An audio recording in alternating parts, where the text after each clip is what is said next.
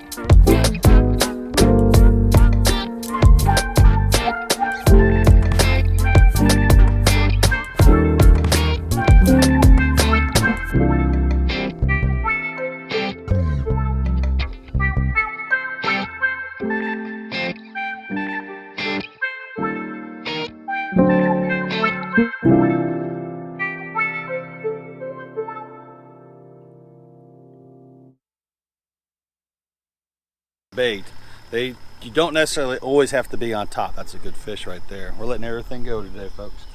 So in other words, we've always caught with the concept that we have to fish a foot, 2 feet above these fish so they come up and strike at it. The reality is they will move down. After watching LiveScope, those fish, boom, will go straight down for a bait that's below them.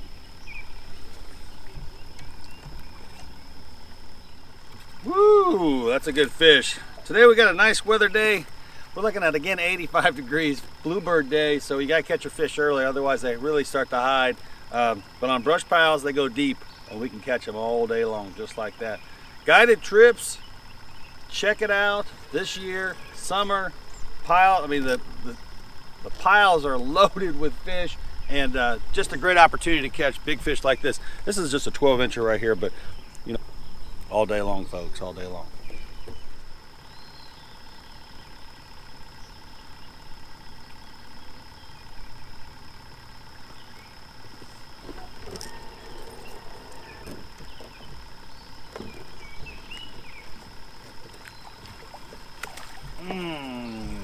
We're in the right direction now. We're looking for big fish today.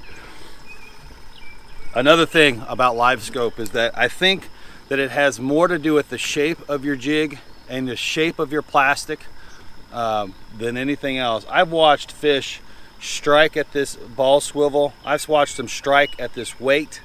I've watched them, you know, obviously striking at the minnow. So what that tells me is color has probably a little less to do with it than it does the size and the shape of what's actually down there. That fish looks like it's been eating big time. Big old belly. Definitely been on the structure. Got some dirt on its belly. That's a good fish. 12 and a half probably. 12.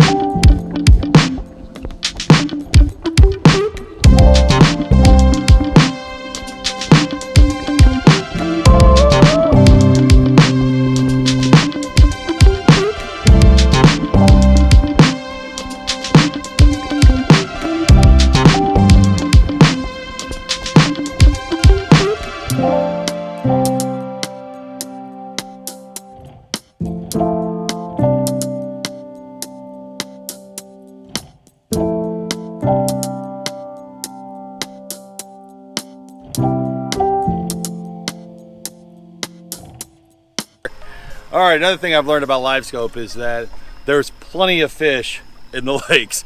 So when somebody tells me anymore that we are depleting the population because of either LiveScope or something like that, folks, those are the people that don't have LiveScope. They don't realize that there are just a ton of fish in these waters. I mean, me going in a brush pile and just seeing how many fish truly are there that aren't biting. I think that's the big eye-opening thing, is that how many fish we truly miss, how many fish that are truly still on those piles after we've left them. And that's a good fish. That's 12 and a half, every bit of it.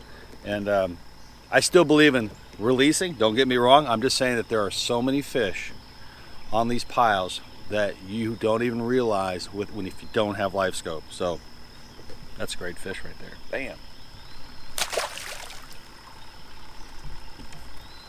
I'm a release guy. I don't clean fish unless I'm on a guide trip. I could say that for a bunch of years that wasn't the case. I would clean every single time. That was part of my enjoyment of it. It's still an enjoyment when I do clean fish, but I just, you know, if I need some fish, I go out and I catch them and I cook them, and I don't need to store, you know, and fish for everybody and their brother. But with that said, I'm letting you know that what I see on LiveScope is that there's just a ton of fish, and you don't ever realize how many fish that you truly are missing without LiveScope. And so I know that the population is definitely healthy on this lake. And if somebody's telling me that it's not healthy on another lake, I'd like to ask them, do you have LiveScope? Do you know that for sure? Because LiveScope shows you.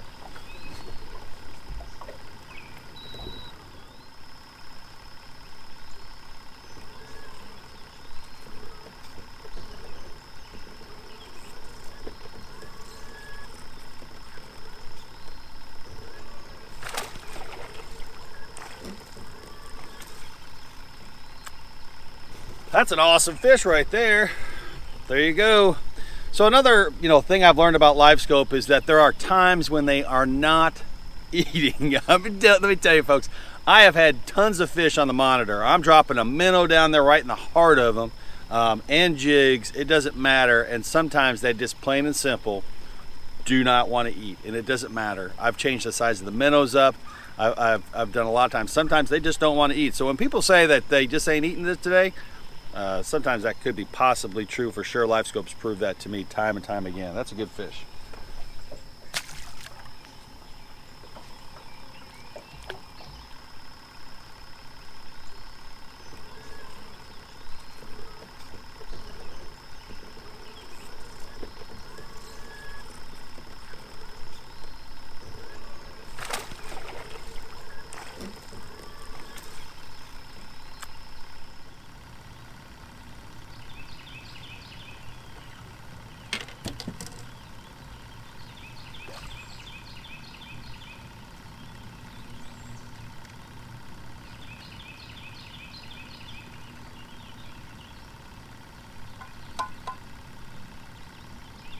Small guy, small guy.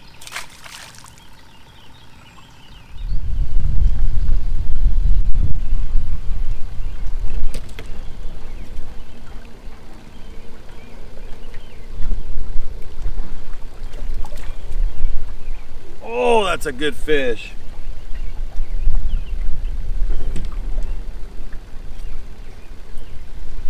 Very light bite, I'll tell you. It's kind of funny how they just one day they'll snap on it, the next day they'll just a very light bite, but today is definitely the light bite. Don't want to lose another stick. Bam, that's a beautiful fish. Wow.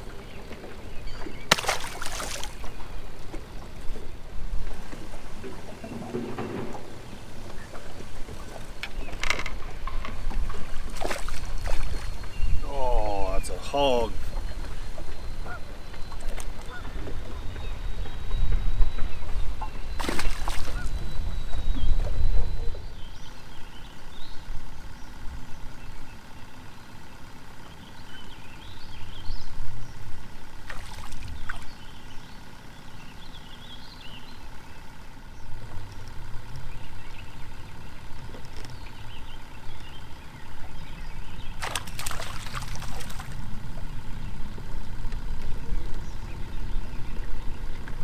So I hope you enjoyed that episode. Just talking about some of the things that we've learned with LiveScope and new revelations, really, with the new technology. It's just a complete advantage having that information in your mind. I mean, when you see fish, this is a small fish, we're gonna let it go. When you see fish react the way they react, you can rule out a lot of the old myths about crappie. It's just amazing. So thanks for joining me. I appreciate it. Please subscribe. Don't forget, we're doing guided trips this summer. The schedule is filling up, and I'd love to take anybody out here on the piles and let you experience this firsthand. Hey, if anything else, you're going to get to experience LiveScope, and that's really cool, and the use of the Mega 3 Helix too. So finding structure, we talk about the the deadly combo of Helix and LiveScope. They go hand in hand. Thanks guys, I appreciate it.